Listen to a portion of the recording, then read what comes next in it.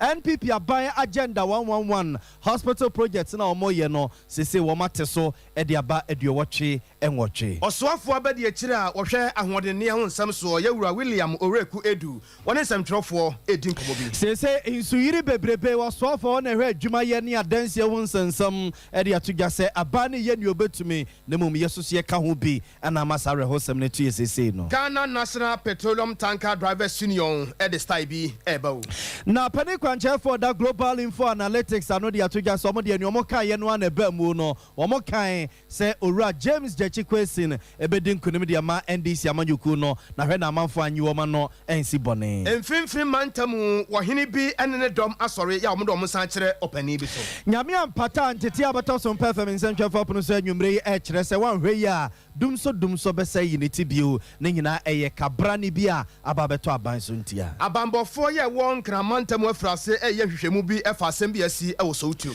observefo weni afofro pi ne de ebramo anwumre yemfa seda ema 3A Herbal Center for omo edi 3A cool capsules abedwa so koko adura no ohye na koko na ti se de kra no a ebe hye ase ede amount no for the Doctor Authority mpenifo jatum enye na eudwa so na Universal Natural Clinic samen kanchiro se bani ntini ene udompeni mu a enkoba bia se Universal Natural Clinic se dompeni se mututuo se mu ekekawo se udompeni wa utumi otenka se ayemre e makoye gogro se mu a ntini ene udompem ene oto ase atwetwewo ene wapo no waposo de emfa nkoba bia me anwusika ni se Universal Natural Clinic ya yewo atonsu esline bonsuo mu ho a ene wo so ba na ye hwetutu bibia edema wo mizo ne 5G so nwumre ye kase ye de bosso amana ye dedede omo na ema ye vemu a nwumre ba bia wo bia na yetimi yaba na yaba besommo ye de nsesa na ya bo amali bia boga nwumre me ne nana kwabra kese ya nye bre na fe nsam no mo brodo ntwe yanko ne yanko tutu na asra ne abasamf mamo ya de mo hyase de afra pom de won nsensamo na samba ka hye ne nso a emra kwabra 19 be sinse wiemu no a na mampani na na do kwa kufa de ye ne se oh my god ye mansini ena miame ahodo a abai na enia ya asabia honom no wo mo ebe yen hyeseye amebi atimi akwakopi o se beye na impofiri mu ya de bi ekwakwa eniti sa no a emekunkum yen na ema mehyiase eno nti mampani na na do kufari yenchise amomutu ding say agenda 111 hospital project ya odina nature sentimental se ya atwema kwaguma baton peso aso sentimental trede na odi aso ekobo form a emperifo hyase say agenda 111 hospital project no womo eye ho adwuma na na emperifo a womo ehwe project ne so Dr. Anthony Nsiasare ene emperifo udo pinu a ahyase so mutu mpasa oh my god and introdo ne ntwasa so na baby asa hospital womo ACB no omo de omani akwakodi echi akwakọ be bia contractors ne de wokon no akwakoduru na omo de omani kira santema say bia mampani na nadu dan kwakufado e de asokọbọ form trade abontezo ko be bia contractors ne de adwuma na akwakoduru ehonum e na ye kwakote ne se aban age eye contract ne kura bi every contractors ne bi nsam e so omo adwuma na omo ye no na okeka no wo form na omo hobo no wo form eno ti se beye na ko ese bi aban ahyebo no ntimani so ntino aban ye ne so oje e de free sa contractors ne nsam apeni papa omo keka no wosoro e de adwuma no asakwa kwahye omo nsam omo akwa yese adwuma no Dr. Anthony Nsiasare e chese omo hyebo se we no enko ese bia ba kupa bi e no omo kwakoto dia famu na se de bra no omo ba be hyase no omo tumpasa fa mantam no mo ane mansini awdo nyina mo no makwa hospital no be bia akwakoduro ne e bia SCNT a contractors ne ntimi ntoaso no omo do omo de be de chire se beye na agenda 111 hospital project no etimi awiemu die Dr. Anthony Nsiasare they want to see you mas ye adwuma no se ensuo ko to se sia etimi bi le workers enti de important na se mu hia ne se mo hwe se adwuma ne si koso mo hwe ni pe wo site wo mo hwe se adwuma na ba bi ye do na mo nyina mabo enti adwuma ne go so e se yakọ mo maako aduasa me nsatete 3 a ne nyina ye adwuma kama de ye ko ya o mo site issues se obo ase kwabra kwa e se o mo nya asase foforo ma ye contractor ne ko ne ko be ko site bantema nya ba bi ama ye ne a contractor be ko site site akosokore mampong contractor be kɔ site na adanse akofum don so problem we twa so awie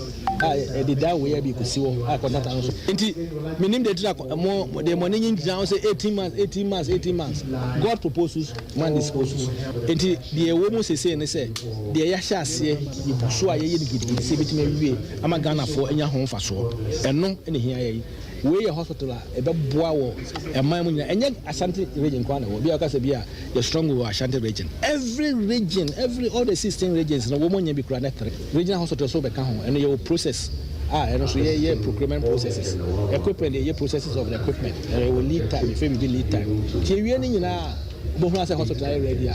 we use ama yenya the friend of quality universal health coverage ama Ghana for am say the area wo Ghana e bi si ba bia wo wiase da ehu aban bia wasi hospital more than bia 10 ebo opa am na monkohwe net so na monhwe say if there's any government who is so serious in putting up 111 hospitals 7 regional hospitals yenya mental health the mental health ba ko basen middle belt ba ko northern belt se be ya in kola musua mental health or nursing training college ko hunum tike mo banka fo ne fantan obi so service we here mental health service obetimi akọ apart from base hospitals be nya ba bia dey referral Abusianchi we Dr. Anthony Nsiasare wono na etuma mpani na nadodan kwaku fodofo ebana pomdere ho nsensama na wo cheche nsemo ba bia agenda 111 hospital project no makwa ba bedro ene de da wo manimu a wo mo eye ho adwuma na obobo so kakra de echere nsamtwefo no we emra eno mutu mpasa awo bia mampani na nadodan kwaku fodori aso ebebo fom ehye adwumadi na se okumase atwema kwa aguma batom pesu aso trade abonten so eno mokoya ode sansemi etu na no che was so for her any amansa din komama Ghana ban koyo pankroma so kire say agenda 111 ne de aban na ani wo ho na nso se de obetimi asechira ka kire Ghana for say agenda 111 no emu 88 and aban no eye ho adwuma sie no mo kase contractors gina so eye ho adwuma bia abro so abebo so memiensa bo so menna bo so menum de na bi o mo to o monsa de afri ho.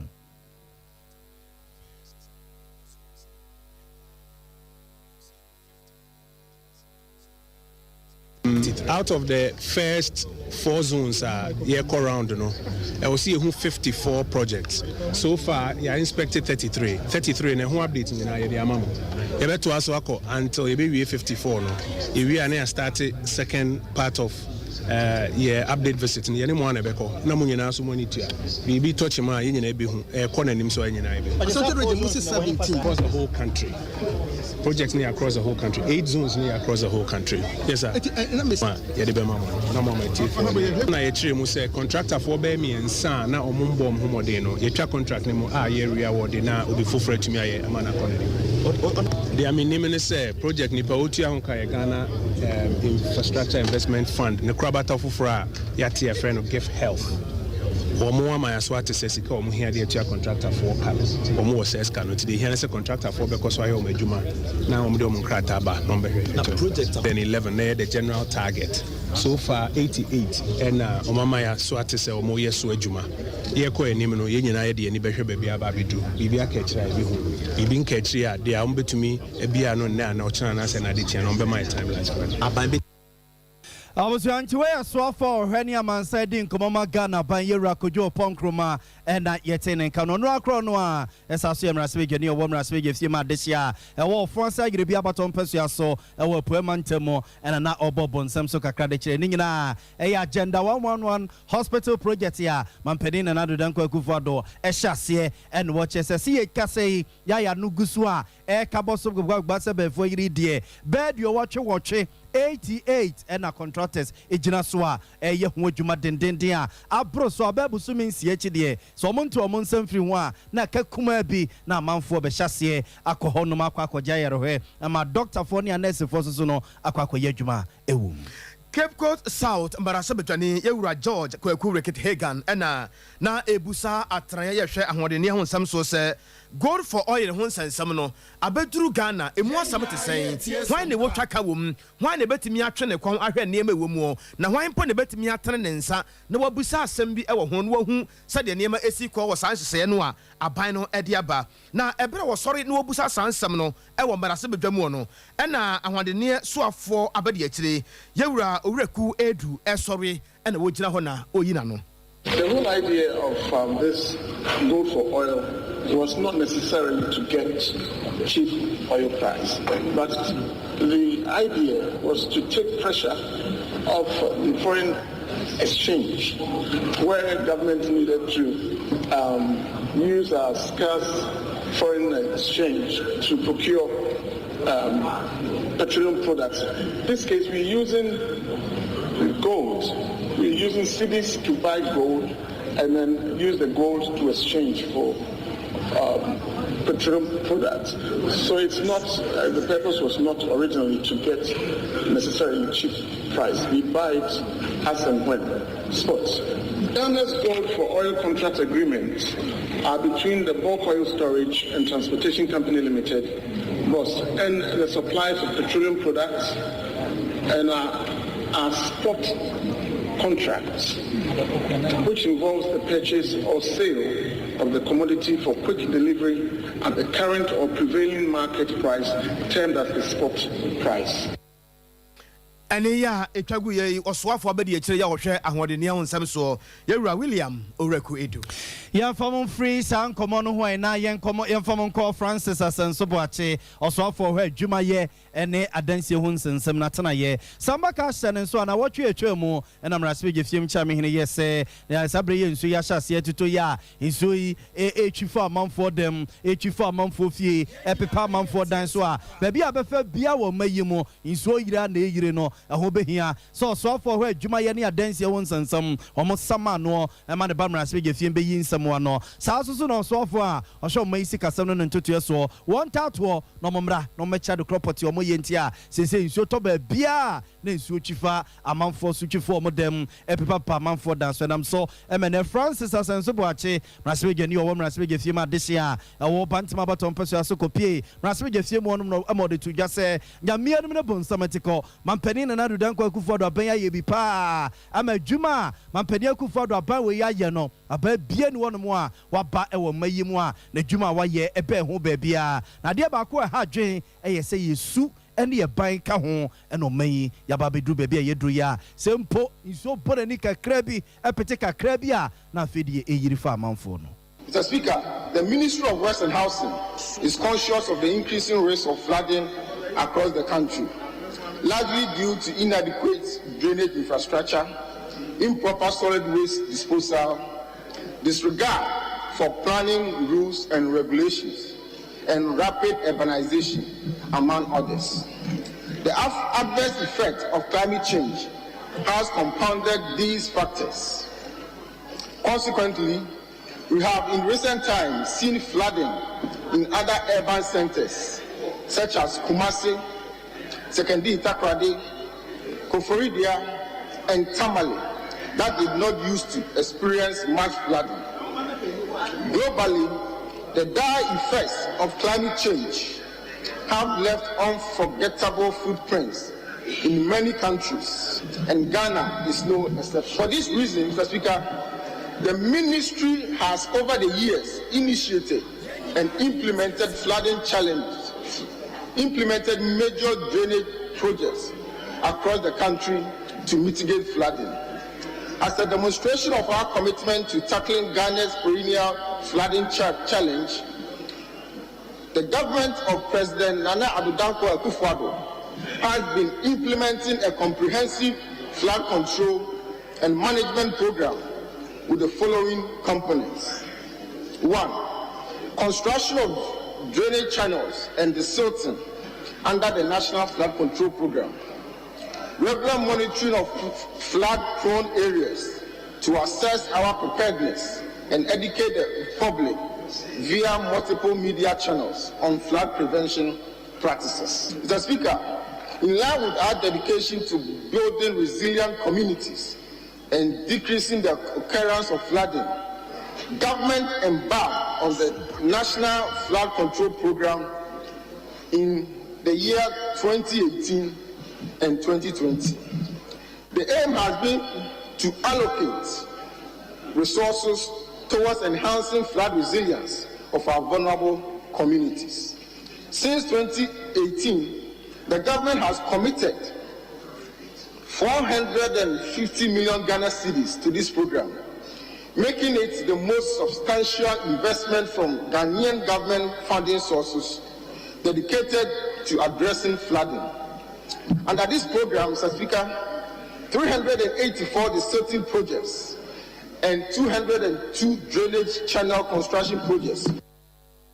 Abusia wano ana yaswa for her juma ye ni adansie hunsen Honorable Francis Asenso Boache ene yete nenken. Ghana National Petroleum Tanker Drivers Union and liquefied petroleum gas tanker drivers ena omo akabo mu a omo tie atwa kakrai. Ne nyina no eyese akwan ahodo a wonam so wodi juma no akwan ne nye emwa esen na ho odene untimi nko ene watumi aba aka ho bi ama na wotwe mu wode wakande nyina egu fom se wonya adwuma biem na empanimfo ye wo mai mu wasagya wode wona bufo hyew ekọ nso nyina na kodi asen of ntibra abato no akọ na wie yesa na ba election no na kese wasan akọ onwuma ahodo mu na eno ena omne yewura kwasi amoako ata wɔsoa for hwe akwan na afeso akwante pɔn nsɛm so akosia sɛ de adwobrɛ entiasia timi ayɛ adwuma ama yewura kwasia mu akwanta waka nsɛmpa de akyerɛ mo sɛ ɔmo nka makoma ɛmfa ɛnto ɔmo yam miaye ahodoɔ pii ya ɔmo ankasa bɔ dina hunu sɛ baabi a wɔnam ya akɔbadie no ɛmmoa wɔn papa nanam so ma wɔn hyɛn ahodoɔ no enya ahoɔde ebetimi aboa adwuma no a wɔyɛ mu no ɔmo bɛhwɛ na afeso ma yɛ ho adwuma ni mo nimu ya sɛbɛ yɛ ɔmo soso betimi ayɛ adwuma no kama nti sɛ de ɔmo nkɔ na ɔmo nkɔ yɛ adwuma yɛntie ɛbra na yewura kwasia mu akwata wɔde nsɛmpa ɛto ɔmo anim. The contractor has been instructed even to widen the road so that a road now you enough space both right and left, to do diversion. Because the side the bush forest and that diversion be anywhere ube to my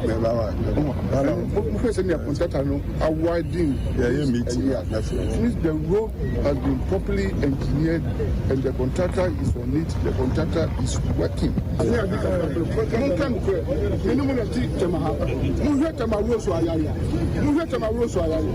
so this one is a major and a support to the economy of this country. A national security assembly. So we are with you, and I am pretty with you, sir. In fact, so many executives look here, many chairman for me as executive going in Asia. I want to propose something. And now, before something the engineers now joint technical committee. Now appointing about 3-4 of my engineers. Now most of them say, 3 or 4. Okay, now only joint committee. Ene ya etwagu ye yewura akwasi amuakwata oman so afọ hwe akwan na afenso akwante pon nsem so sade medi kan eka ekyekye mu kyerɛ wo no yewura Safiu Muhammad ne national chairman edema gas tanker drivers union. Safiu, salamu alaikum. Wa alaikum salam. Na apom te sɛn nyame adom menia sala no so bibia kɔbɔkɔ de nyame adom bibia bɔkɔ yeda Allah papa yɛne nte sɛ na muni akwasi amuakwata kɔhyiae mpacho ai ne mu asam kakra te sɛn weda udwumedie nso ase na makasa kakra na yene honorable amuakwata kɔhyiae ene honorable Asiama na omo bae ma omo ankasa kan se ampa nokre asema ye kan nyina ye nokre na omo bobo omo ho moden nti ye do omo kɔ kwan no so e coordinate ya ba bia kwan no se de tie nyina ti before ye mfiri akire ho mra meduru no na omo de machine aba bisi ye chi a egusu a eye eduma nti ye kyerɛ omo kwan e wo ho no nyina e ma ye twa so ekɔ APD ekwatana ase ekoye meeting eche be say 5 hours emma yekohu abrewa ɛma yɛbɛka yɛfrɛ no sɛn di ɔhɔ kyerɛ wɔ mu na sɛ yɛmpɛ sɛ yɛbɛbɔ Ghanafoɔ aborɔ no machine no ɔmo de mmienu ɛbae ɛma ɔmo starte adwuma yɛbusa bope nso sɛ ɔmo ama contractorfoɔ aba ɔmo hɔ mo ase contractorfoɔ aba ɔmo hɔ ɛna atakorade nso contractor nso aba ɔmo hɔ akyɛ sɛ nyame yɛ adom a yɛhwɛ fufuo ama no atɔ nkwan mu nti yɛntumi mmɔ Ghanafoɔ aborɔ ɛwɔ sɛ yɛstarte adwuma nti yɛayɛ sɛ nyame yɛ adom a ɔkyena yɛbɛkɔ adwuma nti bere a mokɔ mo anim a moba mɔkyi a mosan ba mɔkyi no mahunu sɛ machines wɔ hɔ a ɛyɛ adwuma no ɛde adwene na ɛba mo tirim yo me nua sɛ sɛ wodwene ho a wonte aseɛ yɛne ankasa no yɛnte biribi ase sɛ yɛdi kan ne mu aka nti nka obiaa nte ho asɛm sɛ moayɛ ama afei deɛ yɛama Ghanafoɔ nyinaa hunu sɛ adeɛ a asie de deɛ ne mɔɔko ansa na moabɛboa yɛn nti yɛdeɛ adwene ɛwɔ yɛ tiri mu no yɛasuspende frɛ ne sɛn wei ne kakra because akɔkora wu ama ɔm de akɔkora di adeɛ ama yɛtu awie no ahyɛ kyɛ nti yɛakɔle off but ɛtetɛ animu a yɛde yɛ adwuma nkakra ne yɛhwɛ ɔmo stop pɛ yɛn nso yɛbɛstop mowɔ gyidie ne ahotɔsoɔ bi sɛ nkɔmmɔ yi ɛnyɛ daadaa kra adeɛ te sɛ deɛ woka no pɛpɛɛpɛ ɛnti ne yɛaka sɛ akɔkora wu a yɛmfa akɔkora nni adeɛ because ɔma yɛ yɛbi saa da ɛnyɛ baako nyɛ mmienu ɛno koraa deɛ minista no wama yɛ nkyɛn na wei deɛ nyame adom afei deɛ waba nti yɛde ne mpanyindie ama no ana deɛ wɔ sɛ yɛka biara no yɛaka akyerɛ no ɛna ɔno nso ahyɛ yɛbɔ sɛ ɔbɛwie kwan no ama yɛn ɛyɛ 7 kilometers nti yɛhwɛ sɛ ɔmo stɔpo adwumayɛ ɛwɔ kwan no so a yɛn nso yɛbɛstɔpo adwumayɛ salamu alaikum Safiu yɛdase sɛ yɛnnua bɛma Safiu Muhammad ɛyɛ national chairman de ma gas tanker drivers union ne nsɛm ɔde ma yɛ ɛno no abusuani afei no wabɛka ho a yɛka wo sɛ Sompa 93.1 FM yɛnwummerɛ no nsi akaseɛ na baabi a wɔ bia no yɛgu so a yɛde ɛma mo style biabie no wadwenkyerɛ ɛno nsusuo wobɛtumi de aba bɛka ho wabrɛ a woka ho wɔ social media platforms a wodo no nyinaa so wokɔ Facebook a aha yɛ Sompa 93.1 FM Sompa 93.1 FM na YouTube ɛyɛ Sompa TV Ghana Sompa TV Ghana wadwenkyerɛ ɛno nsusuo wode biabia no ma yugu so a yɛbɛka seɛ no ma na busua yɛbɛkenkan ɛde amamo sa wote enka ɛwɔ bono ɛne na hafo mantam no mu a aha ɛyɛ Sompa 98.9 FM Sompa 98.9 FM ɛna sɛ wɔ bono isa ne nkwado a ɛyɛ techima na ɛyɛ kentampo ɛyɛ nkransa no mu a aha ɛyɛ Sompa 90.7 FM Sompa 90.7 FM o asantemantam ase so a ejamamo no tua kase ne fiti kotia na ne ho ajefiefie mu enye moti aduoso nso ti pene sasabonsam ba ko a wabu achacha Sompa 93.1 FM wadama kase ne sentena eje bebia yento aso na yemfomo enkonsem fufuro mo ase no for baton pesua so by election e course no akiri nsem de bebrebe chen fried rice woni ma na ne akwa yenchi no waso eye wo mo a wo mo kɔ hɔ petete krem edi kan be si bibi ede kire Ghana for no mo nsem na amanfo tutu na sere ne abasa twetwe a sesese grades e wo mo boa ya no mo ko bom sirim kɔtretre ba bia no maba be dwo mo num ade anumdwa no bi small gre wodo no dongra ebi nhyɛ da nwo saa no maba be to ogum prekese ne no mo di hunu na Ghana ma de hye abuso ya kwakoto aba wase no for baton pasua so no ekuo pi na ne ba bonten ebe ne sɛ wo ma akwa research akwa mfifi mu ɛwɔ pasua no so no mo fi sɛ aba ne beto bunkum anase ebeto nifa emu ba akwa ye global info analytics for wo ma ebe ye sɛ aba ne de wama he petete krema hunu se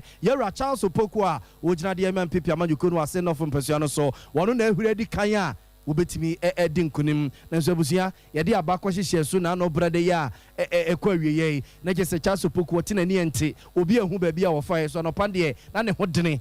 che ayi kuta dene ne ho dene na nya asem ketwa eso amono nan amono num ampam owura yi so 2 years so memye obi ehu ba bia wo fa na je se James Jachikwesi no a ne ho nsɛm ba pia ye pam ne free mrase be fie mu no wono ana de hye na sa to aba eyi ne bio and so much Sompa FM nsɛm kyɛ for mama no tua some dia na mo dia asɛm ye bopini global info analytics wono ko bu so say na ade nie na mo bo ana ɛna o kyɛ sɛ dabi no mo kan ne Ghana for ɛna anti ase ntopani musa dan kwakyire musa kyerɛ ye 1st June, make I say NDC is likely to retain this. And Sompa 26 June for the election. And he releases a full report. And I can say MPP Charles Opoku is leading by 1.1%. The problem of the interpretation a media's creation. Some media house we never used President said he was going to win in every race. That's why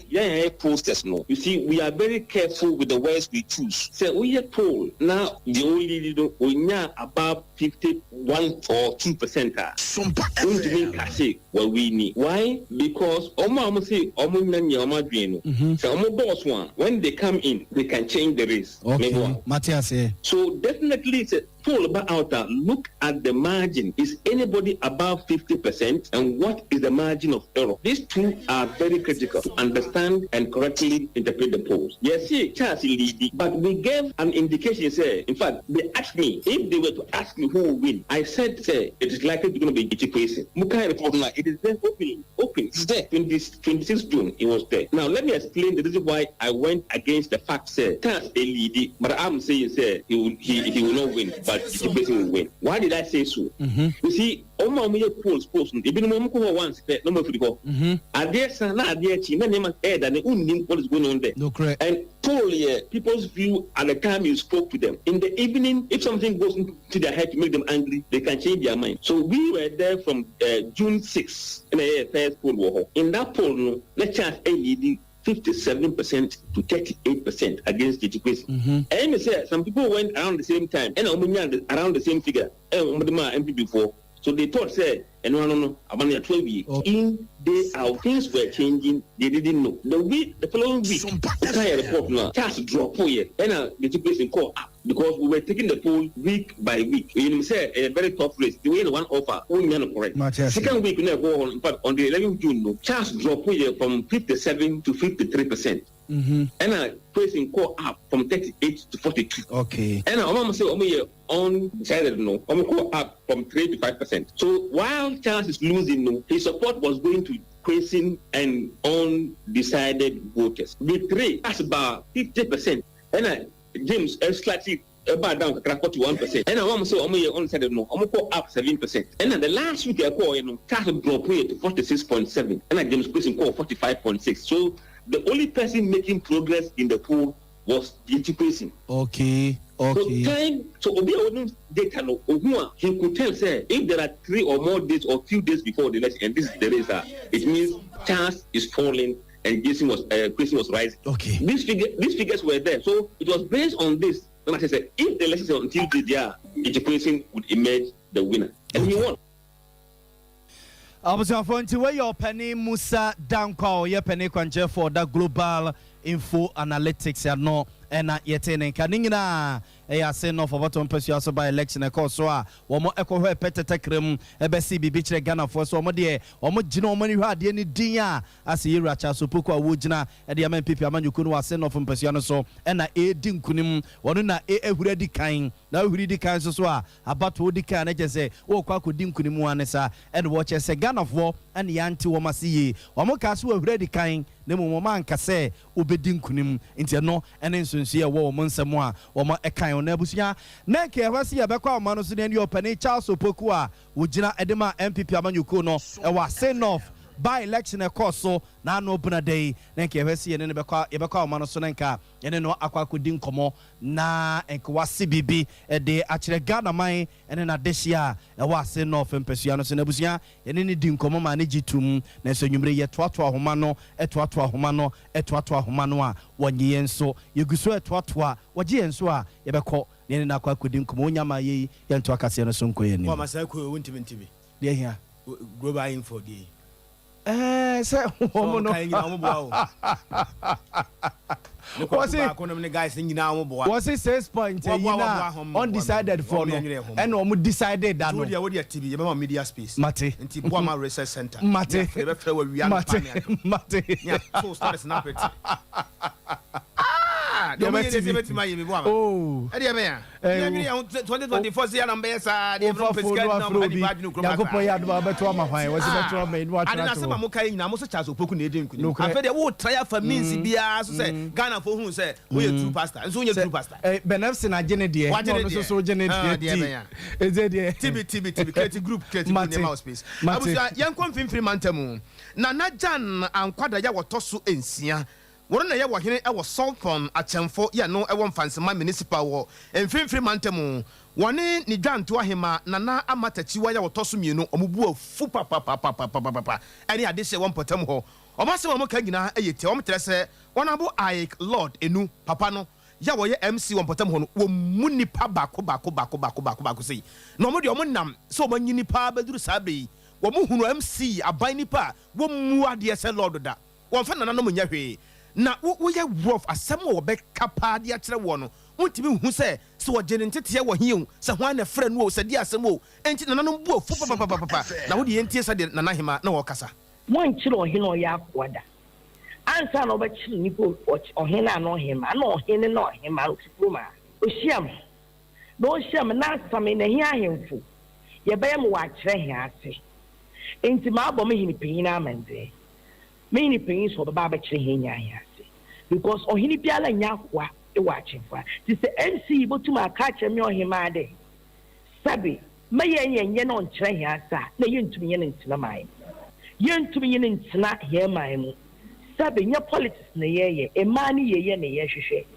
ti se MC baka kire me ohema na menye ahemfo na ahema yenye na on kire hia asa na yentumi ye ntina ma abo ahemfo no so amende wan asame ne sana na do wan pass and papa an kanche na MC a owo naked wa akon because amala okada ma asam ina mi bi stand there MC it's so for her in my sub so for hospital only the first hospital in Ghana wo be di 103 inyim okachem de onyim pepede wo bi stand there ni MC din na asere ami ohima metie achefo hospital aba me na do ni me na pen here na do abobo ya me no be di 103 inti MC bantu no onyim de so for hospital be di 103 because on way na abo so way na abo match for ma inka market ahima one kata ka market ahima one run into here ahimfo na ahima no maka here ho asam nche na me respect about the man statement no making the chairman there here action for ahima na ahima you better here answer on na me hu there yentumi nyini nyedwo ene ya etwagu yeyi na amatachiwa ya wotoso mienu dwanto ahema e wo Sompa achemfo ya no won finfiri mantamu na yenua bema Eric Anan amananso ho a wosan ekọ na Jan ankwada ya wotoso ensia wo hene ne wankasa na wo de tawaso din ne tire odefo kan. The statement you made about the chiefs, I think I personally am going to consult my solicitor and other chiefs will also do so if they want to do so. To make a statement that all chiefs from Sompa are slaves or come from nowhere and that you are going to tell us where we come from, it's insulting, reckless statement made in public. I'm appealing the MC to come open and apologize to the whole of Sompa chiefs and then undeservedly apologize, which will make the Sompa chiefs satisfied that they are not being insulted by a person of his caliber. The MCE, we have not personal quarrel against him, but his remarks and his attitude is what makes people very annoyed about him. So whether he's removed or not, but the eventual thing is that if he doesn't perform well or he doesn't respect the people of Sompa, then eventually he has to be removed and then somebody else could be put in his place. Otan okodu anu yi ni America mfantefo ne brofo de bra men ko hokora na Jan ankwada ya wotoso nsia wo hene pon ya wo Sompa achemfo mfansema municipal wo mfimfiri mantam eno no na enu achi asemu a MC ekaye na se osane ba fo ma ne kan wo bia na yentie ya ma me no madwadifo bi nso sori a o ma sori e ma na obakwado da one de this in one son na one fa achemfo this one face no on yam puntu edu wo ubanmu wada amahe na store no ye 20 cedis papa yi bai obaje 40 cedis why yam ponsen of ye ntua na 20 nye ta so nye ye ni na na chikura no poso bi puntu bi bu okrom hampa nche onya hwe ɔmfanya bibia okura yi mu ye market wo kɔhwɛ hɔ a wɔn bɛyɛ ɔnwa ye gate na asɛe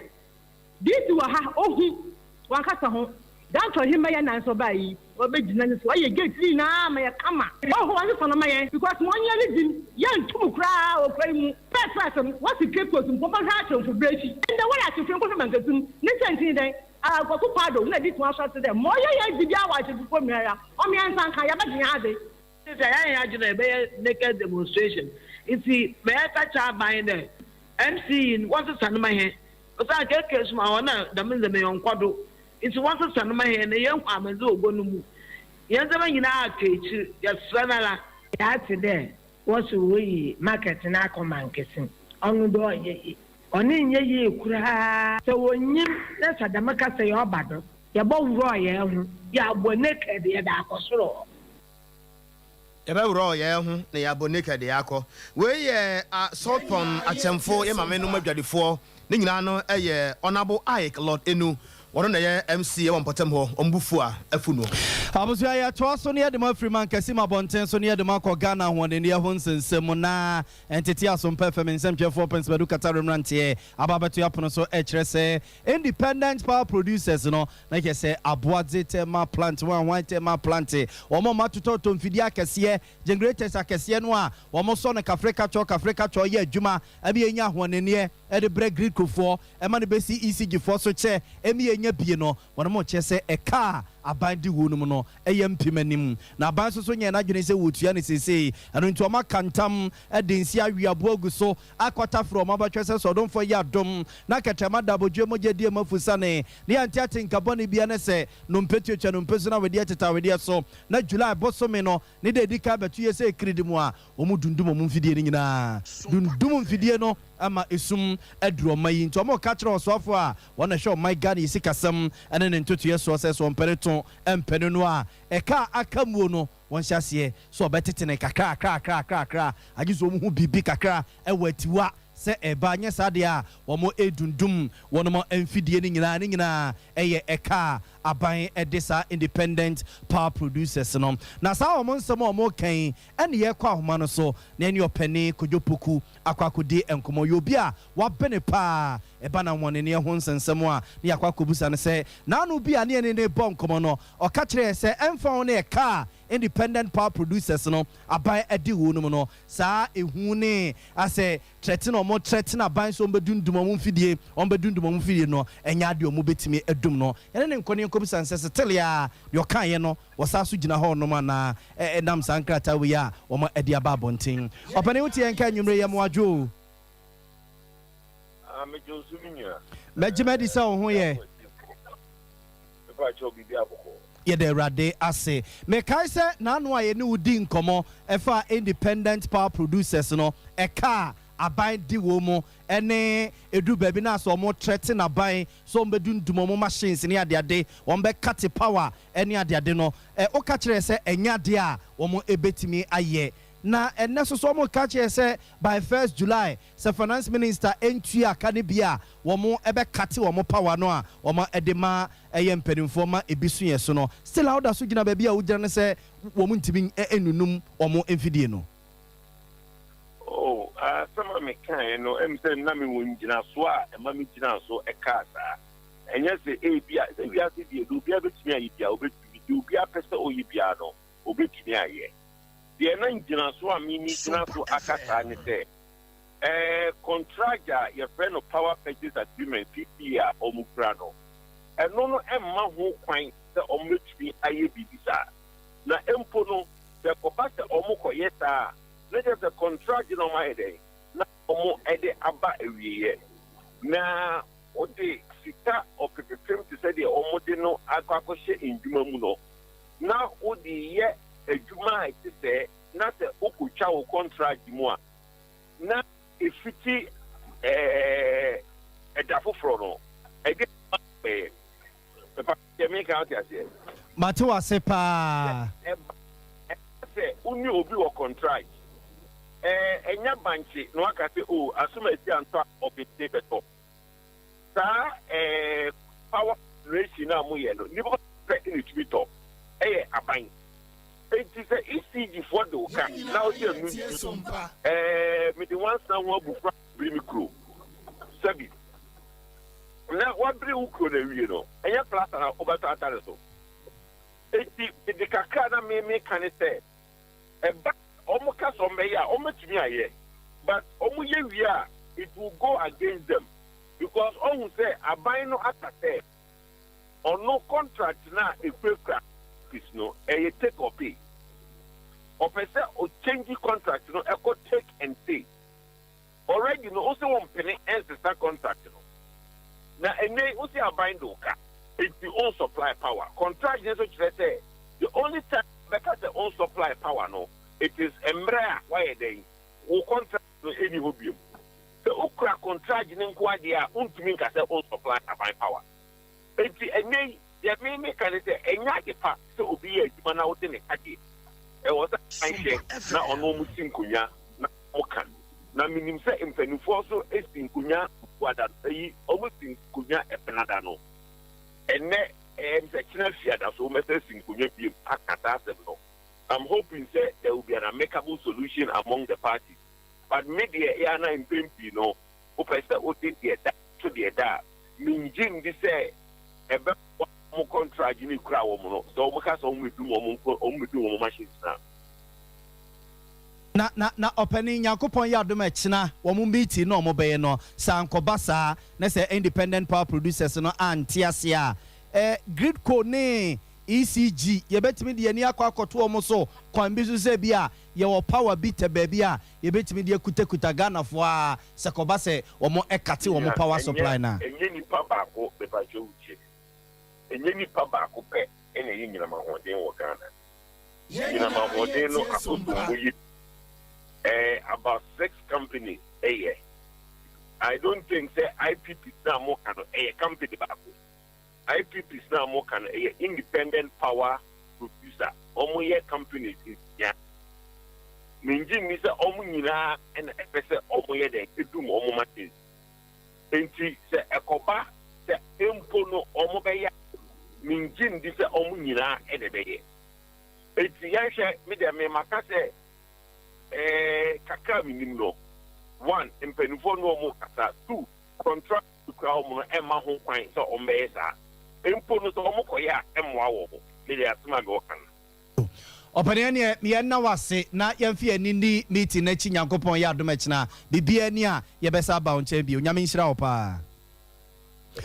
amzafo opane kojo poku ene yete ne nka no wabene ye pa ewo awonene ho nsensem ni nyina eye independent power producers no entrene a sisi wo mo eba ban se hwebe enru July ne de dikan na sika no ntomu a omu dum omu mfidie nyina masum aduro manyi adehye ye wo so tiom ewo nkramantam no ahuade bi a won ho adwiri won yie pa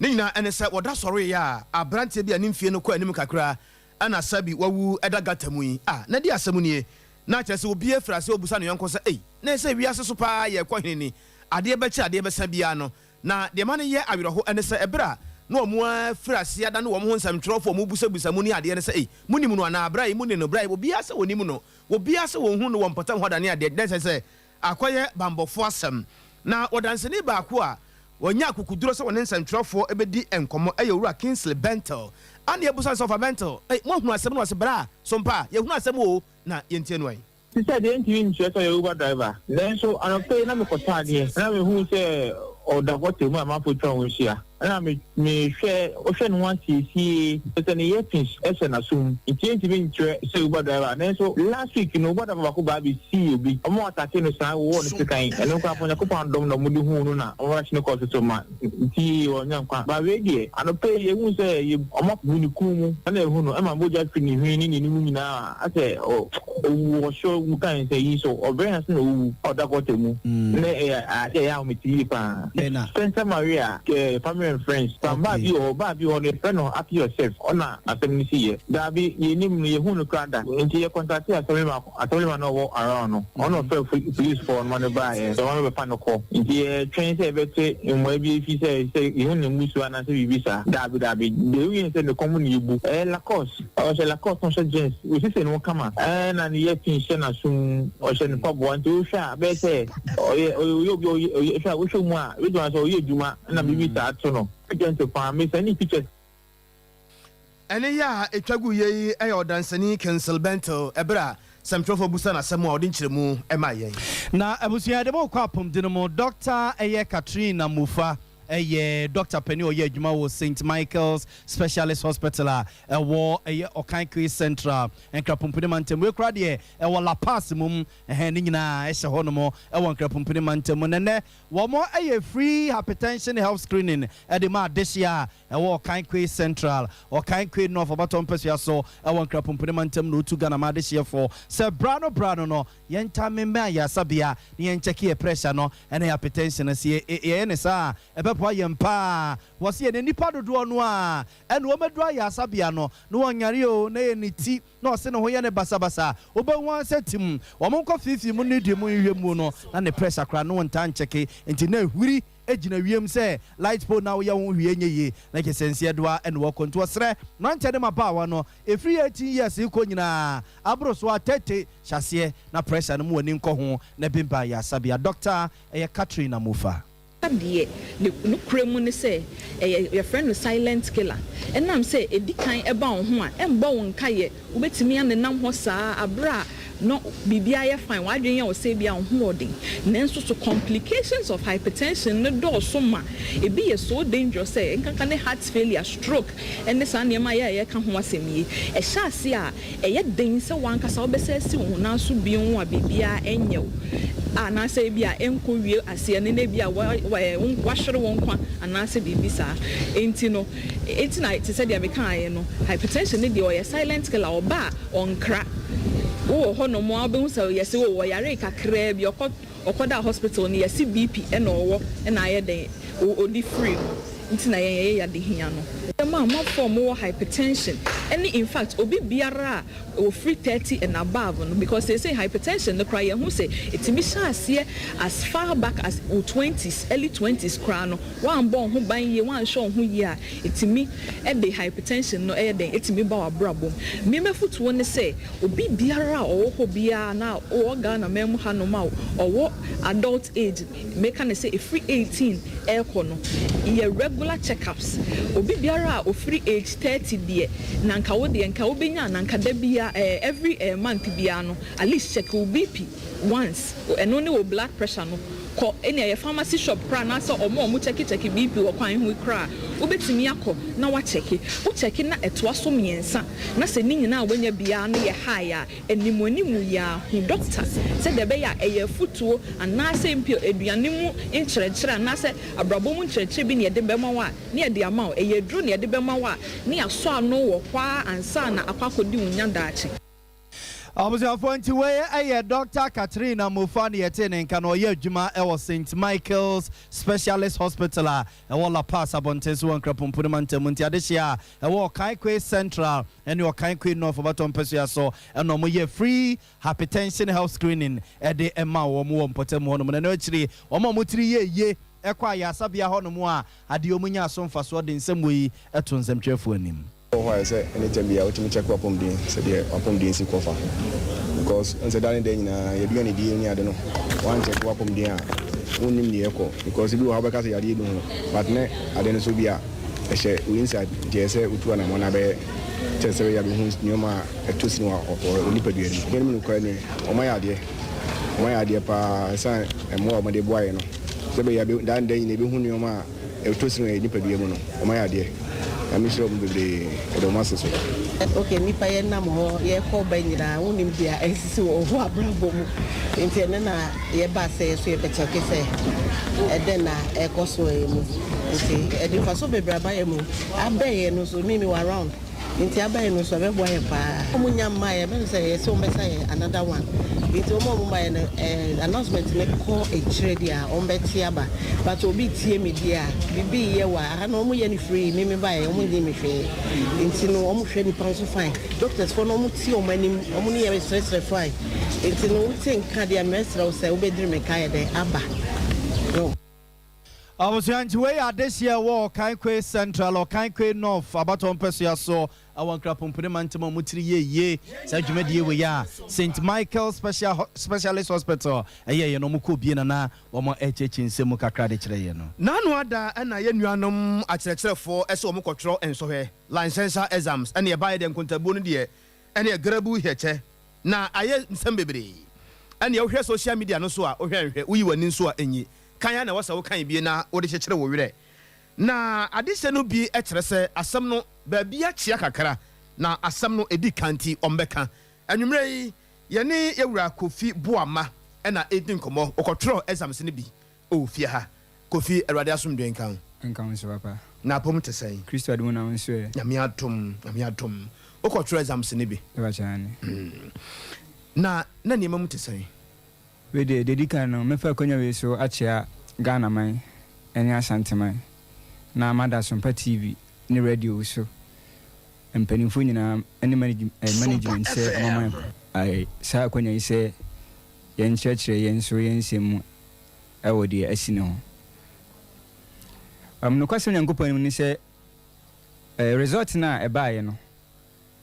e biye 2022 December a result ena ebi nsuye June no a result na yaudi ayedi ni kakra ne se release result no Monday anopa ema ne ba out abra na yen na ye kotwe nsohwe no na obi anya ono ankasa result ba na media na ankasa ansa aka sa script na ebi mo antimi am perform well no out of this situation intinama ebi nu ay depressed.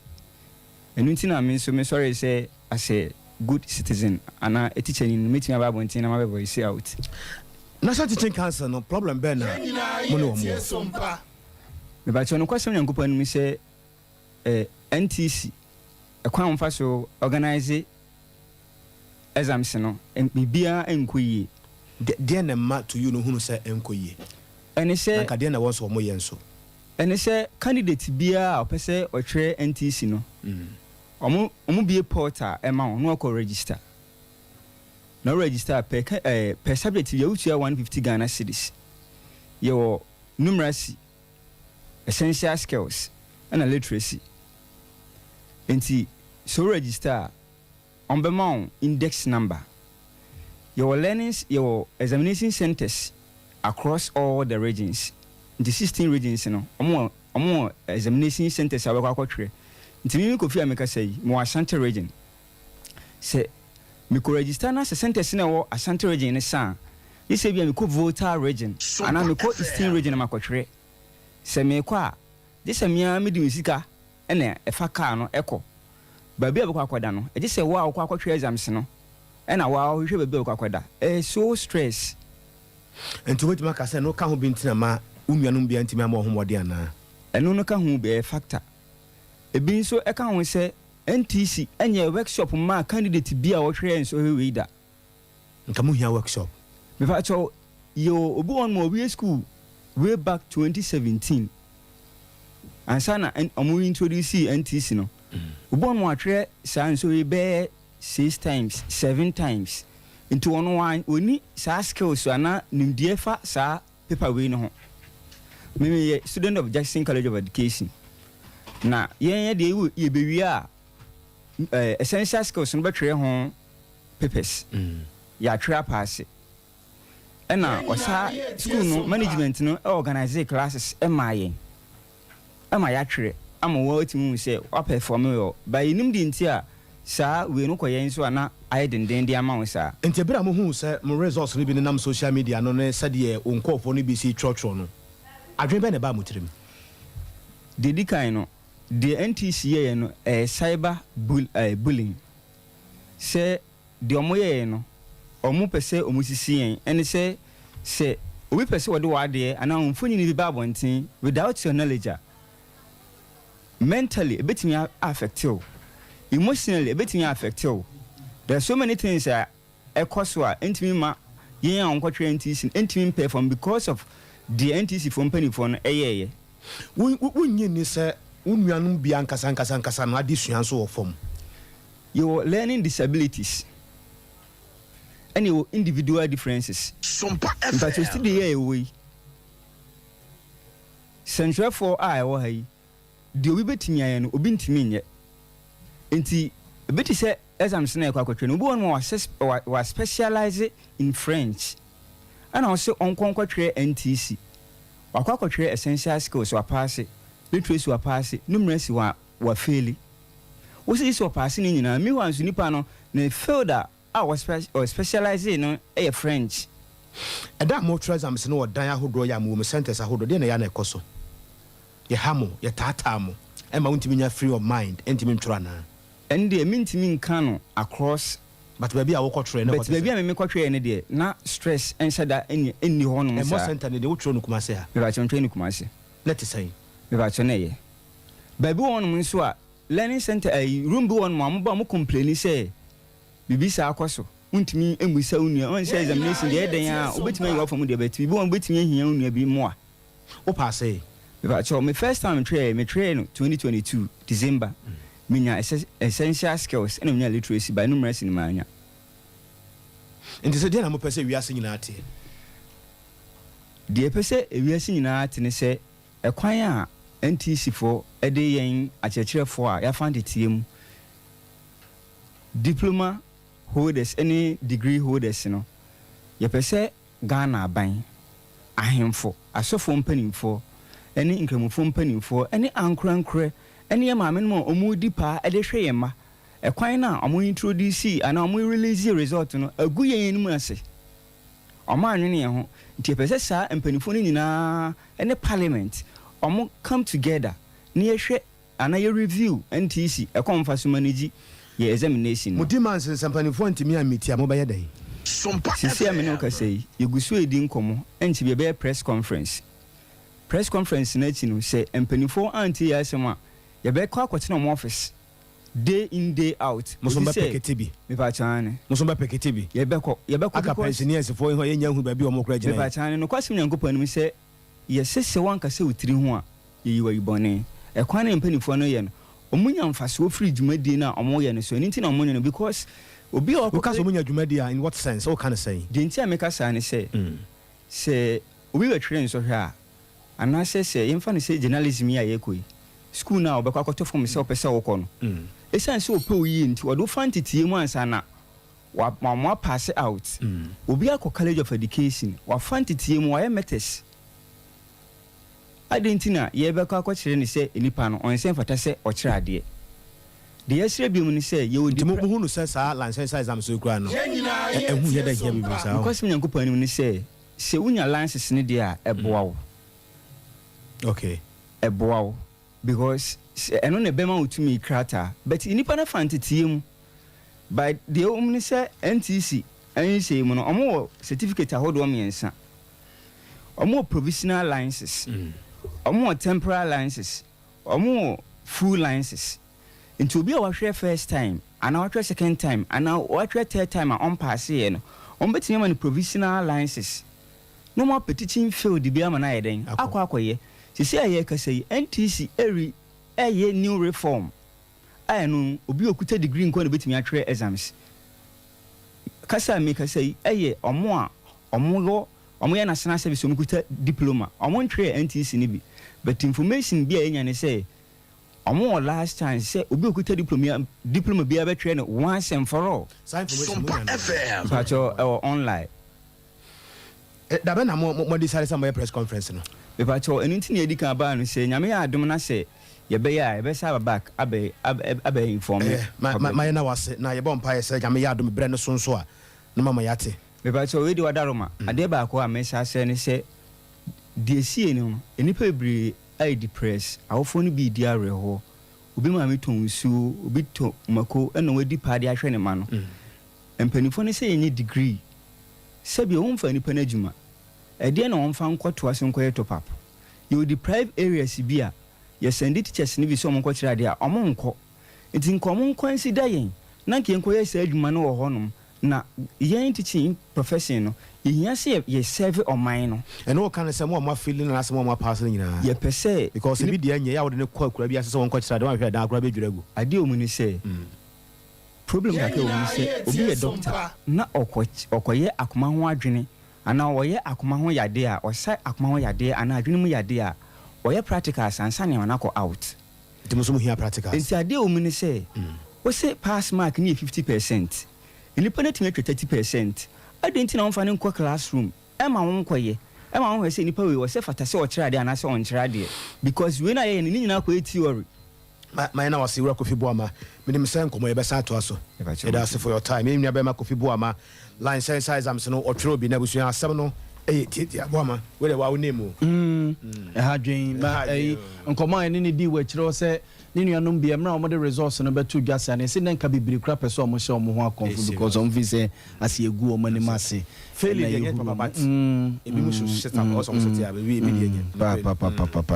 yɛde asere ma 3A Herbal Center for ɔmo de 3A cool capsules abadwa so a koko ɛhyɛ ase etutu ase na approach kura afiri ne padua no mu Food and Drugs Authority agye ɛde atum koko no sɛ afifiri wani ase sɛ afifiri woto ɛgya osisi ade ama ɔyɛ mu atim ama wani so tayɛ otum de ɛyɛ obia no onya 3A cool capsules ɛyɛ adwuma no de ama wopɛ bi atu atɔne a no afrɛ 0546 107107 0546 107107 na afɛ Universal Natural Clinic sɛ menka nkyerɛw sɛ ɛba ntini ɛne dompe mu a dompe ne sɛ ato afa ho sɛ afrɛkyeɛ sɛ ɛmu yɛ mmerɛ anaasɛ ɛtutu paa for ne ɛkyɛ Universal Natural Clinic sɛ wapɔ ɛne wapɔ so koraa no ɛtutu paa wontimi wo ho baabia for ne kyɛ Universal Natural Clinic ne ɛbɛboa paa ɛba ne sɛ woto ase saa ɛna twetwe ho a ne nyinaa asiatica yɛyɛ ho adwuma ɛde ama yɛwɔ atɔ nso S-line yɛbɛɛbɔ nsuom hɔ no mɔ ɛne ani nkɔmmɔ wɔ 0200158 0200158 na afɛ nwumere wanya mizo ɛne 5G no na de abɔ kaseɛ no so mizo no yɛwɔ nanka yɛwɔ ne pineapple yɛwɔ ne melons ɛne yɛwɔ baako a yɛaka fruit no nyinaa de abom ɛdɛ paa na nso asi kyerɛ nom ɛne yɛwɔ 5G so a ɛno no ɛma vim ɛne energy soronko ama watimi de ayɛ adwuma nyinaa bie Food and Drugs Authority agye atom ɔde w'ani kyerɛ Sompa FM yɛ premises a also ame ha se a sɛ ɔpɛ ne baako anaasɛ ɔpɛ sɛ wotu ɛkɔyi ne wanwan ma amansanya bi tɔ wobɛnya ne dodo abusua ɔmo na ɛtaa yɛkyerɛ a baabi a wɔ bia na nwummere yi ɛtumi ba yɛba bɛsom mmɔ mede de yɛ aboa ma libi abɔga nwummere me ne nana kwabena kese aseda koma production team aboy echi doma nwumre kuku avunika jando ne chinchin fidie ne ba yen ya grace na de yakɔ internet ne so ɛna asante abo Benedict ye ɛna ye yesamufo pani a ɛgya wɔsan nsɛm mu nyinaa ɛde ɛma yen ya sɔre kofuri ɛne na pamfo ɛtena se asɛm de mpe nipa da FM